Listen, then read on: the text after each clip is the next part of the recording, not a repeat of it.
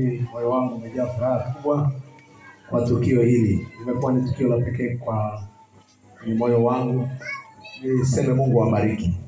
Sina mengi lakini moyo wangu umejaa furaha kubwa na natamka baraka kwa ajili yenu. Wacha nimshukuru Mungu kwa ajili ya chakula ili watu wakale.